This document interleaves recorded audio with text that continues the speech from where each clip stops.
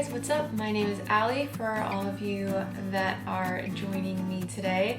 And today we're going to be doing our nails. So I thought it would be really fun to kind of answer some questions you guys have been asking me about freelancing and what I do for work. And I thought, what better time to do that and answer your questions than by doing our nails together. If you guys are watching current days, we're kind of all in the same situation where we're on lockdown, and I've been seeing a lot of you guys doing your nails using press-ons or finding really cool polishes to try, finding dip powders.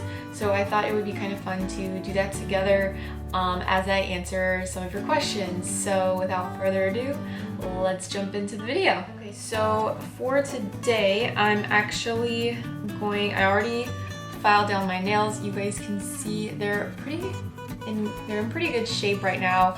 I used to have dip powder for the longest time, and I'm actually kind of not glad for quarantine, but I'm kind of glad that I'm not able to do dip right now because it's given me a chance for my nails to kind of grow back and grow strong. I do take hair, skin, and nail vitamins, but for some reason they didn't really work as well as I thought they would, and nothing like growing them out to just make them healthy again. So we are going to start by doing a base coat, and I have this brand called Dermalect Transfix Peptide Infused Nail Restore Anti-Aging Base Coat. If that is not the longest name for a nail base coat, please tell me what the longest name of a nail base coat is, because this is crazy long.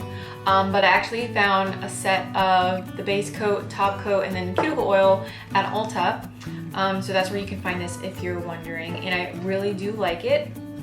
If you're looking for just like a clear coat or something to protect your nails throughout the week, then this is a really cool option. I don't know if you guys can see that, but it's just a really transparent nude. It's a transparent nude color, and it's really nice and flattering if you guys just want a basic nails. So, all right, so the email I got was from this girl on Instagram, and I won't give her name out just in case she doesn't want me to do that. But she was so sweet. She messaged me kind of just wondering about what I do, and that she's interested in doing it herself, and so she wanted me to kind of just help her along in her journey and what are the steps she needs to take. So I went ahead and told her that I'd be answering her questions. So if you're watching, you know who you are. And I hope that these are helpful to you and for anyone else that's watching that's interested in freelance work or social media management. All right, so I'm gonna start with nope, that's the top coat. I'm gonna start with the base coat as I answer some of the questions. All right, so first thing that she asked was, what interests you in social media management? Whew, that's a long one. So if you guys follow me on Instagram or kind of just know about me at all, and you kind of know that I've been into the whole social media, growing my Instagram for a while now. Not doing a great job at it, but you know, it really does interest me. I love posting pictures, I love creating content, I love using words, and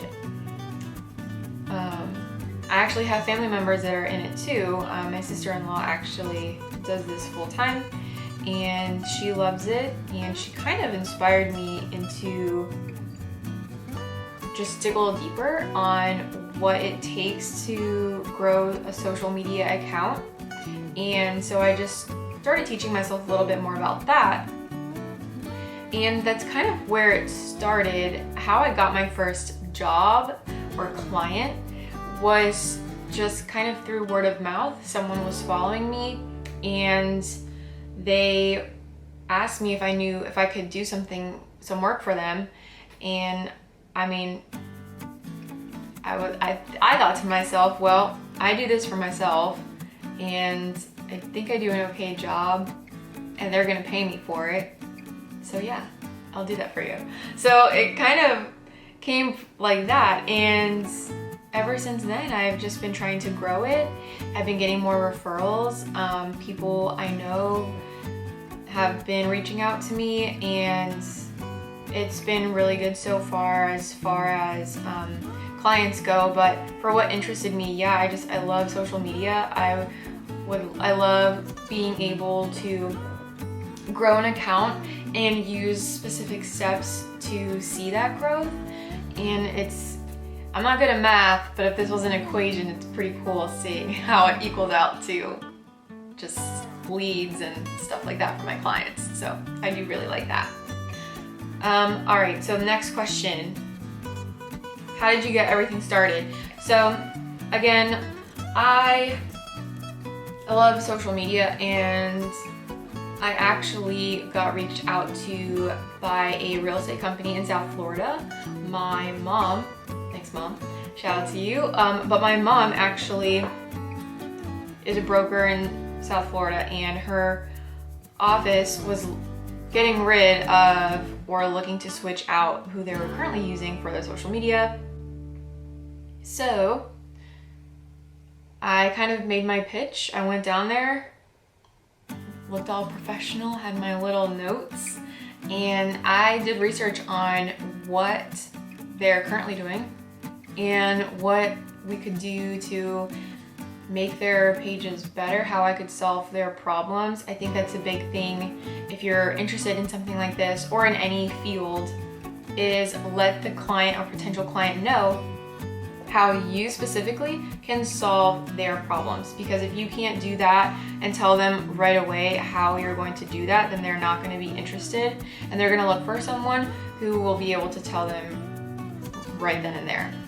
So that's what I did. I pitched to them X, Y, and Z. I told them the steps they needed to take and how I would be able to do that for them in a timely manner. And the rest is history. Got the client. All right, so base coat is on. Again, you can kind of see it's very clear, sheer, nudie color. But if you're not wanting color, that's a great option. And it has a lot of like minerals and vitamins in this base coat, so it's really healthy for your nails. So if you're trying to grow out your nails because acrylics or dip or gel, whatever, ruin them, that's a cool base coat for you to get. Not sponsored, just want to give you a heads up there. Okay. Next question. What does your everyday work schedule look like? So, really just depends. My clients kind of fluctuate, especially right now in quarantine. I actually did lose a couple of clients due to the market that I'm reaching out to is real estate. And again, I got into that just basically through referrals. It kind of just fell on my lap, but me knowing the business through my mom, I have some knowledge, so I kind of just went with it. So if you're trying to get into social media management, I would probably go with something you already know a little bit about, as far as terminology and stuff. So I know about listings and closings and listing agents and things like that, open houses. So I'm able to create content without having to really ask too much to the client about what they need me to post, because I already kind of know the industry. So I did lose a couple of clients due to them not having much business since they are all self-employed. But the ones that I am able to keep, or was able to keep, I really just started, I kind of schedule things out based on their needs. Some of them I post a certain amount of days a week. Sometimes another client I'll post every day. So for that, it's all scheduled out. I use different tools to create their posts if they don't already give me pictures to work with. So I kind of tackle from there I'll start my day by answering any emails if they sent me anything. If there's any meetings for that morning, try to schedule all my meetings in the morning.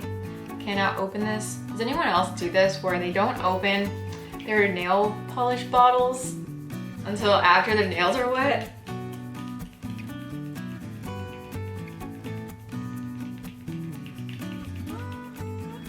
I saw this the other day. They said it's supposed to like make it thicker.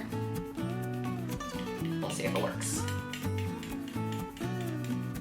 Okay.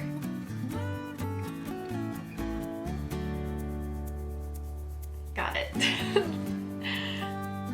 All right, and so by the way, this is the Essie Borrowed and Blue nail polish. I actually found this at TJ Maxx. Fun fact, I never buy nail polishes from the stores. I just go to like TJ Maxx. I feel like they have really cute colors and they're cheaper. So like Essie is more like a $9, $8 bottle of nail polish, and I'll get this for like $2 or $3. So just a little trick there. So anyway, as far as my schedule goes, yeah, in the morning, I try to tackle emails and meetings first thing. So I always make sure I'm scheduling everything out that works best for me. If a client asks me what is a better time for me, if they give me the option, then I'll always tell them morning. And I think that that's really important for whatever it is that you're doing, is if they're giving you an option, kind of use that to your advantage.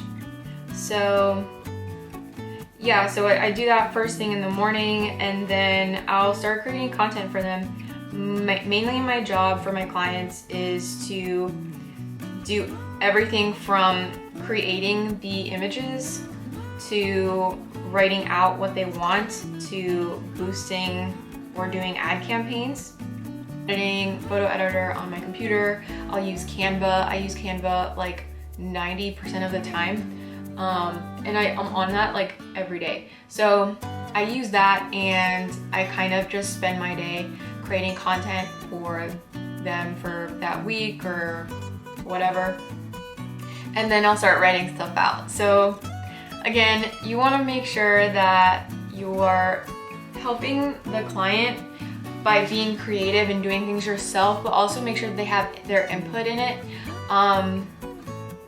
I've learned through experience that not asking them if they want to input anything themselves, they'll come back and be like, hey, can you change this after something's already posted?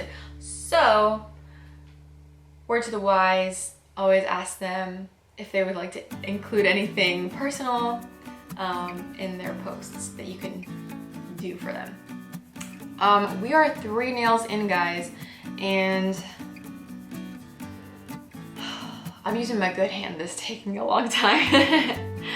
I actually tried press-on nails a few weeks ago, and they looked so good. They were lasting a long time. They didn't break at the gym.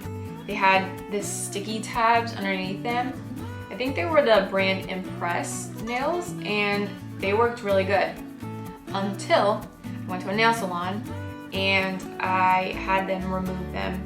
And lo and behold, when they were able to get them off, because those guys were stuck on there, one of my nails was green. It was very faint. It was actually my ring finger, but it was like a faint green, and I was like, what is that? And he's like, that looks like some sort of fungus. And I was in shock. Like, the word fungus is so gross, and I take pretty good care of my nails. And wouldn't you know it, he said the reason why was because I've been washing my hands too much. Yeah, if that's not another reason why quarantine and this virus is a huge bummer, it's that it made me have a fungus on my nail because I'm literally washing my hands too much. So for anyone that has press-on nails and you're washing your hands a lot, make sure you change them out frequently, because the water gets underneath the fake nail in your nail and just stays there. And I'll let you figure the rest out. But yeah, so I had to just be really careful because it was a little sensitive. And he said just to make sure that you're constantly drying your nails and not staying too long in the shower, things like that. Crazy, but it's better now. It was very mild. So anyway, I'm not using press-on nails, even though I see everybody on Instagram like taking pictures of these super cute nails that they're finding on Etsy or Amazon. And I'm just not gonna go there. I'm not gonna take the risk. I like having healthy nails, and that was really gross. So that's where we're at.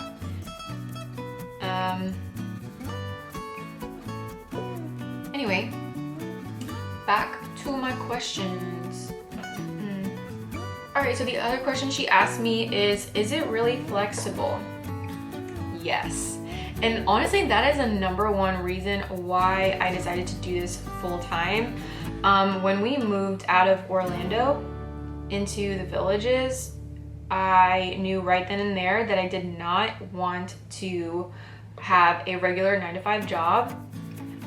With the change in just living expenses, I knew that I was gonna have a little more flexibility, and I didn't need certain benefits that would come with a regular corporate job. I knew that I had a little more time on my hands to figure out what I wanted to do to work from home. But honestly, I didn't want to commute anymore. That was so big for me. Was I would come home at the end of the day exhausted, and John, who my husband, he works from home, and we sat down one day and he was like, you're spending probably 1 or 2 hours every day just driving, making $0, actually spending money because of the miles we put on the car. And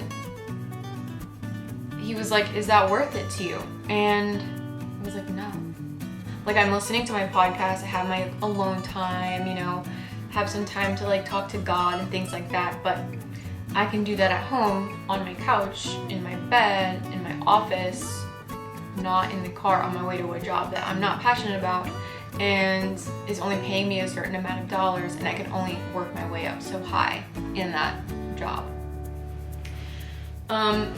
So I wanted to do something different. I think that was like a huge thing for me. And I wanted something that gave me the flexibility to just do something else if I wanted to take a break in the middle of the day. If I had to go to a doctor's office, I didn't want to have to request time off.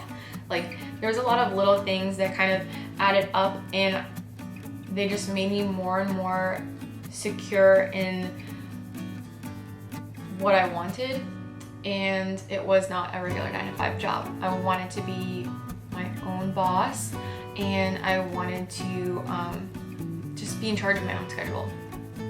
So yes, what I do now is very flexible. I do have deadlines that I need to meet. I do have things that need to be done every day. Like I said, I do have posts for my clients that I do every day. But I have different tools that I use to make sure everything is scheduled out, so that if I have, an appointment, or if I want to do something with friends or family, I have the option to use those tools, and my work is taken care of, and I don't have to worry about someone telling me, oh, well, you need to clock in for this time. So I really do love that. That's probably the number one thing. And I feel like the number one thing for a lot of people. Ooh. Okay, so I think I mentioned this before, but she asked what apps and resources do I use for my job. Again, I'm in social media management, so I have used different tools depending on what kind of content they want me to make. If it's a video, I edit my videos on iMovie. One, because it's free and it's basic. I really just like iMovie. I've tried Lightroom. They had like a trial and I tried it out. And for someone like me who's still a beginner, I think that iMovie works just as well. and cost $0. So I just decided I would use that for my clients. And as I, learn more and get more proficient at video editing, then maybe I would upgrade into a better software. But for now, I just use iMovie. And then for images, if I want to create flyers, Insta stories, campaigns, things like that, I will use Canva. And I do pay for it. There is a free version, so if you are starting out and you don't really have the money to invest in certain things, if you have a Mac, use iMovie, it's free. If you have you can download Canva or use Canva. They have the app version as well, and it's free. You are a little more limited in what you can do, but it's really nice. I absolutely love it. If you guys have any recommendations on tools like Canva, let me know in the comments down below. But for me, I love it. I think it's so easy to use. And with the pro version now, they integrated like Unsplash, so you can get like a really cool stock photos. You have a lot of like wiggle room to create awesome thumbnails for videos. Yeah, I love it. What's another app I use? I use Preview. I use a Preview app to kind of space out and see what my posts are gonna look like. Again, you have the option to pay or not to pay. Ooh, no, need more water.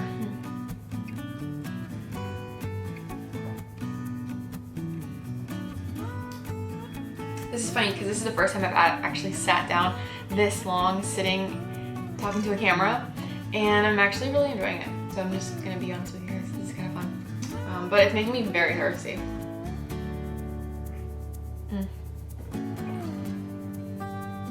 So yes, I do use Preview. I actually just started using Preview. At first I didn't know how to use it, but I learned and I like it. It allows me to see what their feed is gonna look like, and I like to have it cohesive to their brand colors. So yeah, I kind of just work with that. You do what works best for you. Some people don't have their brand colors in their feed every time. I do.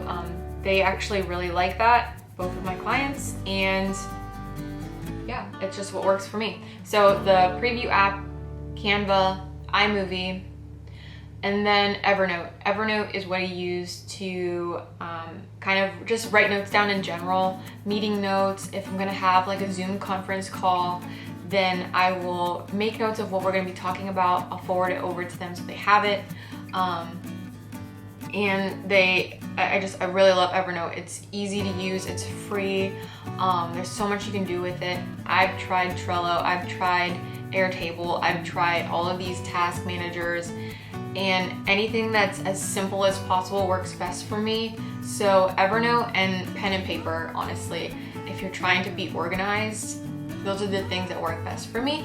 I love buying planners. So if you're gonna be in this, you have to stay organized, you have to stay on top of things. So, and definitely investing in a cute planner. It's fun, and you can buy pens, and I love pens. Okay, we are almost done, guys. I just have this last finger, and this is always the hardest one because I'm left-handed and I have to use my right hand to do this. So for all you lefties out there, this one goes out to you guys. And if it comes out bad, I'm really sorry. Oh, but let me answer the last question, because she had one more question on here. All she wrote for the last question was financial side. So I guess she just wants to talk about finances and maybe like investments and stuff, and maybe pricing as well. That's a whole video in itself. I'm actually still learning on that. I started out really undercharging myself, and if you guys like podcasts or books and you want to learn more about starting your own business, I highly recommend reading Christy Wright's Business Boutique book. She also has a podcast, but the book is amazing because she goes into her story, and it's a quick read. Her chapters are layered like a cake. like she talks about everything in a metaphor of cake baking, and I love it. It's so cute.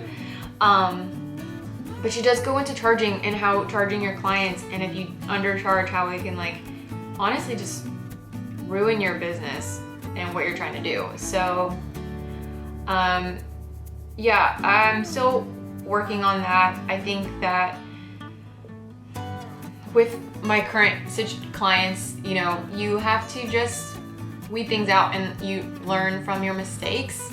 And I now know, you know, what I'm worth, and I'm kind of able to go from there. So as far as setting your prices up, do your research, figure out what are people in your industry charging, and as a beginner, you know, go from there. If you feel like you are an expert and you deserve X amount of dollars, then put that out on there and people will pay for you to do that. So yeah. And then as far as resources go, I pay extra. I invest in programs and software that does help me. I just write them off as a business expense, and we can go over taxes and stuff at a later time. But yeah, that's finances in a gist. Very, there's, like I said, you can go into detail on that for a long time. But the nails are painted, they are wet. I'm gonna do another coat. But I hope that was helpful. I hope that gave you a little bit of insight into what I do full-time as a social media manager. Let me know in the comments below if there's any other questions you have, or if you would like to see other videos from me regarding freelance work. But thank you so much for watching, and I will see you in my next video. Bye!